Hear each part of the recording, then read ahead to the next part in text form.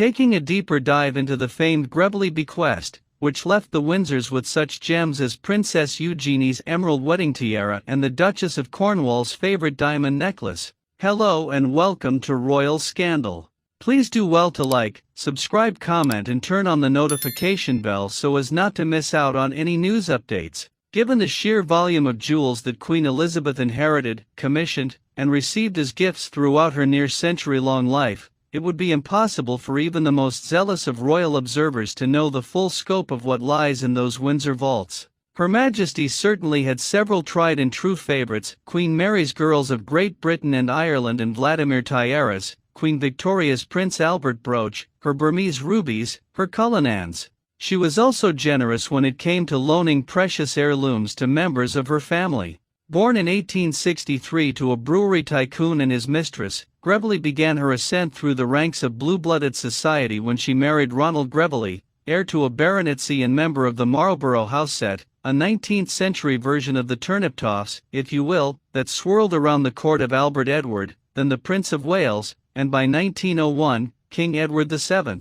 Though her husband died of pneumonia in 1908 after just 17 years of marriage, Mrs. Greville, who never remarried, continued to cultivate her position as a notable socialite and hostess and ingratiate herself with the royal family. She was especially close to Alice Keppel, King Edward VII's favorite mistress, who also happened to be Camilla Parker Bowles's great-grandmother. She became good friends with Queen Mary and particularly adored Mary's daughter-in-law Elizabeth Bowes-Lyon, the future consort to King George VI and later Queen Mother. When the couple married in 1923, Greville hosted them at Polesden Lacey, her grand country estate in Surrey, for their honeymoon. Much like Queen Mary, Greville had an impeccable eye and voracious appetite for jewelry. She loved Boucheron and Cartier, and picked up gems from her travels around the world. And while Mary loved buying up Russian imperial jewels, Greville might have preferred the French she supposedly had in her trove: necklace once owned by Marie Antoinette, and another that belonged to Empress Josephine, Napoleon's first wife.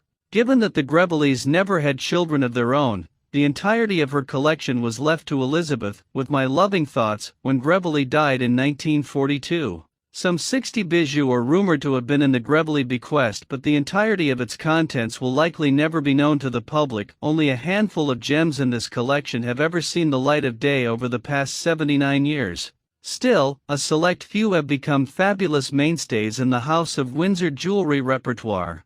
The Queen Mother made excellent use of possibly the two most valuable pieces, the Greville tiara, created by Boucheron in 1921, and the 5-strand diamond festoon necklace. Number 1. Greville tiara. Commissioned by Dame Margaret Greville at Boucheron in Paris in 1921, later altered by the Queen Mother in 1953. Number 2. Greville emerald tiara. Commissioned by Dame Margaret Greville at Boucheron in Paris in 1919. Number 3. Greville festoon necklace. Origin: commissioned by Dame Margaret Greville at Cartier in 1929, with the 3 smaller strands added later.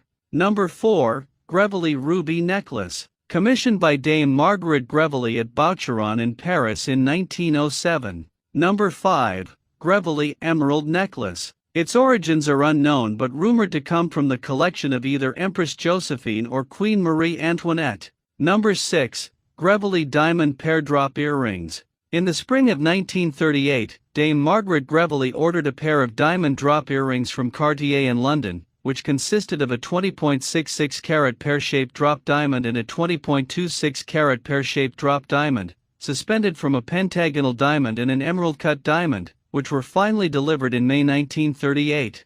Number 7. Greville diamond chandelier earrings. Commissioned by Dame Margaret Greville from Cartier in London in 1918, with further alterations in 1922 and 1929. Number 8. Greville emerald necklace. Its origins are unknown but rumored to come from the collection of either Empress Josephine or Queen Marie Antoinette. Number 9. Greville diamond bow brooch. In 1900, Mrs. Greville went to Boucheron in Paris with an old diamond knot tiara, which was dismantled to create another tiara, and this striking diamond knot brooch, which was described by Hugh Roberts as large and lively, despite being of exceptional size.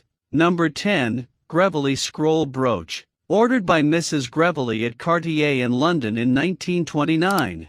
Thank you so much for watching. Please like and subscribe.